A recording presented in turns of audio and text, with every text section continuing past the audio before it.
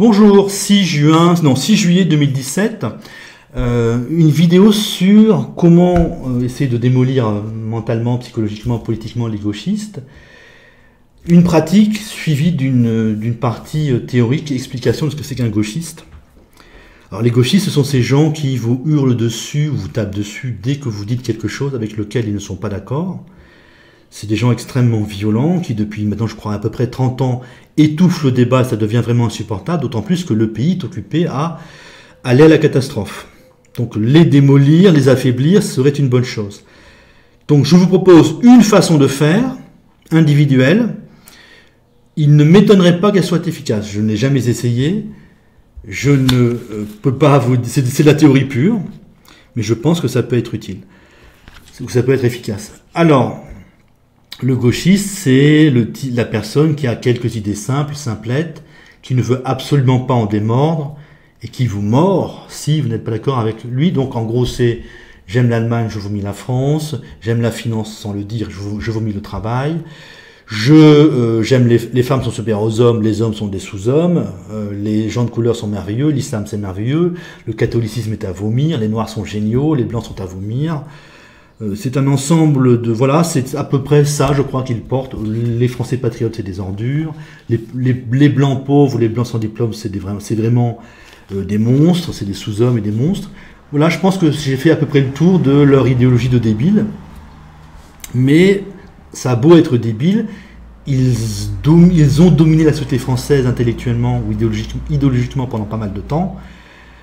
En 2017, Macron a gagné, donc ce n'est ni le PS ni France Insoumise. Mais il représente quand même encore 26% des suffrages exprimés pour PS et France Insoumise. C'est quand même beaucoup. Ils sont très actifs, donc ça, c'est quand même. Ils ont quand même du poids et Macron est quand même un peu de leur bord. Hein, il n'est pas très loin de ça. Donc les combattre, ça reste utile, même s'ils sont en perte de vitesse. Alors les combattre comment? Par la discussion. Par une discussion bien précise. Hein, si vous discutez avec eux, ils vous insultent immédiatement dès que vous n'êtes pas d'accord. J'ai même eu des exemples de gens qui disaient, tout d'un coup, vous lui balancez quelque chose, vous lui balancez un point de vue différent, et tout d'un coup, il vous regarde comme si vous n'étiez pas un être humain, et ils s'en vont. Hein, c'est un peu ça le gauchiste, c'est des gens assez simplés, mais comme ils sont très actifs, c'est assez pénible. Donc, les déstabiliser, hein, et c'est pas de discussion, pas d'argumentation, les déstabiliser, une stratégie bien précise, bien particulière. Vous discutez avec eux quand même, individuellement, ou peut-être en groupe, ce serait peut-être à faire, je viens d'y penser. Donc vous discutez avec eux, mais en les laissant sortir leurs âneries. Hein, la France c'est à vomir, l'Allemagne, l'Europe c'est merveilleux, les femmes c'est vraiment des gens extraordinaires, oh l'islam quelle belle religion. Bon, pendant 5 minutes, le temps qu'ils se mettent en confiance avec vous, qu'ils sont en confiance avec vous, le temps qu'ils commencent à vous aimer, le temps qu'ils croient que vous êtes de leur camp, qu'ils baissent un peu la garde, et puis tout d'un coup, vous lui balancez une petite pique, mais une petite, hein, vous lui balancez une petite pique très légère. Donc il vous parle de la rafle du Veldiv, par exemple, il vous dit « Oh, mais c'est vraiment horrible, qu'est-ce que la France est horrible !» Et vous dites, tiens, mais je croyais que c'était l'Allemagne qui avait demandé cette rafle. Comme ça. Alors, si c'est ça, je ne l'ai même pas vérifié. Donc, si c'est l'Allemagne qui a demandé cette rafle, alors, il va se taire un court instant. Il aura un choc. Mais, comme vous l'avez mis en confiance, comme vous lui dites ça d'une façon non agressive, en posant une question, il va peut-être quand même continuer. Et l'idée, c'est de le laisser parler le plus longtemps possible. Vous faites des discussions, vous relancez, tout ça. Et tout d'un coup, toutes les 2-3 minutes, le temps qu'il se soit restabilisé, qu'il ait repris confiance en lui, qu'il recommence à sortir ses âneries, ou son conformisme, vous lui refaites une pique autour du thème du moment de cette discussion-là. Ainsi, vous êtes passé à les Noirs sont tous merveilleux, vous dites, oh mais quand même, ils ont fait un génocide au Rwanda. Alors, un truc comme ça, ou l'islam c'est merveilleux, ah oui, mais enfin, il y a quand même le génocide des Turcs en Arménie. Mais l'air...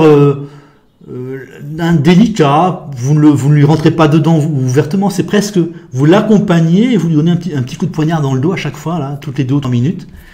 Et au bout, je pense que c'est très déstabilisant pour eux parce que pour la première fois de leur existence, ils entendent, ils sont dans une discussion dans laquelle ils entendent un point de vue différent, balancé d'une façon inhabituelle, c'est pour ça qu'ils entendent, et au bout d'un moment, vous allez les voir s'affaisser, je crois, se taire, et s'en aller. Mais ils auront entendu plusieurs petites piques. Alors, l'idéal, c'est de se discuter 1 heure, puis imaginez toutes les 2 minutes, vous lui balancez une petite pique comme ça, une petite contradiction avec son discours, bien envoyé. Tu sais, alors il vous dit, ah, l'islam c'est merveilleux, et puis par exemple, vous arrivez à trouver, oui, c'est vraiment génial, ils essayent de convertir leurs esclaves européens. Par exemple, j'avais pensé à ça.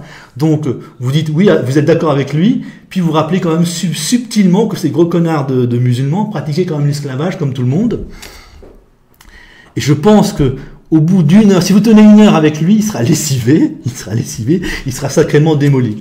Hein, imaginez qu'on fasse tout ça avec nos gauchistes, et peut-être même qu'on peut faire ça avec des groupes de gauchistes, vous discutez, vous êtes avec 5-6 gauchistes, vous parlez paisiblement, et vous arrivez à balancer des pics dans le groupe. Je pense que ça peut vraiment les déstabiliser beaucoup, et peut-être définitivement. Alors pour ça, bien sûr, il faut savoir s'exprimer, et il faut avoir toutes les connaissances nécessaires autour des grands thèmes habituels de la gauche. Donc ils sortent les mêmes conneries. Hein.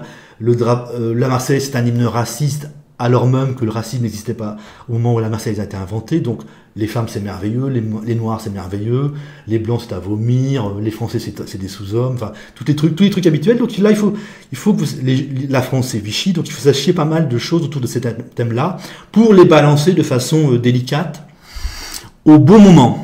Voilà, je pense que ça me paraît peut-être une bonne méthode pour démoraliser sérieusement des gauchistes qui croisent votre vie. Voilà. Maintenant, une théorie gauchiste. La théorie gauchiste. C'est quoi cette bête, hein, les gauchistes, c'est des tarés, on est bien d'accord, hein, des tarés qui vous disent les femmes sont merveilleuses. Bon.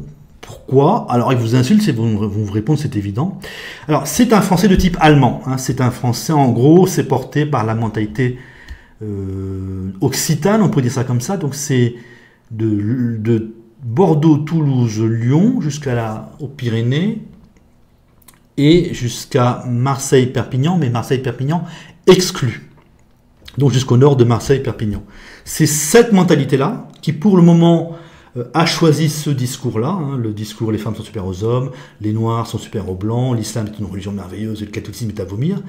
C'est des Français de type allemand, donc ils ne connaissent que l'inégalité, il n'y a pas d'égalité, donc le catholicisme est forcément inférieur ou supérieur dans cette mentalité-là à l'islam. Hein, le blanc ne peut pas être égal au noir, donc soit le noir est supérieur au blanc, soit il est inférieur. Ils sont complètement coincés là-dedans. Donc, si vous regardez bien, il n'y a strictement rien de gauche, donc ils vénèrent l'Allemagne. En quoi c'est de gauche, hein. Ils ne sont pas internationalistes, ils sont pro-allemands. Ils n'enlèvent pas toutes les frontières, ils enlèvent les frontières. Enfin, ce qu'ils fabriquent, c'est l'Europe. Ils ne savent pas fabriquer une fraternité des peuples au niveau mondial. Ils ont vénéré la finance, hein. Ils vénèrent la finance, une méprise de travail. Ils vénèrent les noirs, ils vomissent les blancs. En quoi c'est de gauche? Ils vénèrent l'islam, ils vomissent le catholicisme. Toujours en quoi c'est de gauche? Il n'y a rien de gauche chez ces gens-là. Il faut bien s'enlever ça dans la tête. Donc, c'est les Français de type allemand qui, pour le moment, ont choisi cette vision du monde-là, en fait, hein, pour le moment en tout cas. Ce sont des idées simples, hein, les femmes sont supérieures aux hommes, l'islam est supérieur au catholicisme, l'islam est une religion merveilleuse. Ce sont des idées simples qui tournent autour de l'inégalité. Ce sont des idées simples qui datent. Ça a commencé autour de... le communautarisme, par exemple, il l'avait préparé, je crois, dans les années 70. Mais leurs principales idées sont arrivées en 1983-1985. Elles sont dépassées. Tout le monde voit bien que l'Europe, ça ne marche pas. Donc ça augmente leur agressivité simplement. Hein, ils ne connaissent que le supérieur ou l'inférieur. Ils ne connaissent pas l'égalité. Donc quand chez nous, en l'an 2000, l'islam émerge, eh bien ils ne savent que dire c'est merveilleux. Ils sont coincés. Ils sont obligés de dire c'est merveilleux ou c'est à vomir. Et pour le moment, comme l'islam, ça n'est pas français et que pour le moment, sont dans l'aide de la France et de tout ce qui est français, ils vont dire l'islam, en quelque sorte, dans leur tête, l'islam, c'est pas un truc français, donc c'est forcément merveilleux. Et ils s'y accrochent le plus longtemps possible. Donc, y compris, on l'a vu sous Hollande, quand on se fait assassiner par des musulmans, alors qu'on sait très bien que l'islam radical montait, que l'antisémitisme montait chez les Français d'origine maghrébine, mais rien. Alors, ces gens-là, vous vous en doutez bien, vous l'avez constaté, les gauchistes sont incapables d'accepter un point de vue différent. Ils se déchaînent tout de suite, ils sont arrogants. Alors, ils sont arrogants parce que cette mentalité-là, c'est l'inégalité. Donc, eux se vivent comme supérieurs à vous, si vous êtes un blanc qui ne pense pas comme eux. Et voici pourquoi ils sont incapables d'accepter un point de vue différent, parce que dire, c'est faire. À partir du moment où vous dites déjà quelque chose de différent d'eux, c'est déjà une agression pour eux, parce que vous êtes déjà occupé à essayer d'imposer un point de vue différent. Si vous dites non, les femmes sont égales aux hommes, pas plus, eh bien, c'est comme si pour lui, vous étiez déjà occupé à créer une société dans laquelle les femmes seraient égales aux hommes et non plus supérieures aux hommes. Donc, d'où leur agressivité, je pense que c'est ça. Donc, par comparaison, donc le bassin parisien, alors les gens du bassin parisien, c'est pour le moment l'islamophobie. Mais les gens du bassin parisien, vous n'arrivez pas non plus à les convaincre. Si vous parlez d'islam avec les gens du bassin parisien, non, c'est pas possible, ils n'accepteront pas que l'islam est une religion acceptable. Mais si vous parlez, ils acceptent de parler avec vous. Justement parce que dire dans le bassin parisien, ce n'est pas faire. Si vous dites l'islam est une religion acceptable, c'est une religion banale, alors que pour eux l'islam est une religion monstrueuse, ils ne se sentent pas agressés. Puisque vous n'êtes pas déjà occupé à imposer votre vision des choses. Ils vous laissent parler, ils ne vous méprisent pas. Et ça, c'est les gens du bassin parisien. C'est l'égalité fait qu'ils ne vous méprisent pas. Le fait que dire ce n'est pas faire, c'est ça qui permet la liberté d'expression, portée par la Troisième République, je crois. Vous pouvez dire n'importe quoi, comme il n'y a pas de menace, comme il n'y a pas d'action juste derrière, eh bien, les gens du bassin parisien ne se sentent pas agressés. Et par contre, comme je vous ai dit, sur l'islam, vous n'allez pas les convaincre.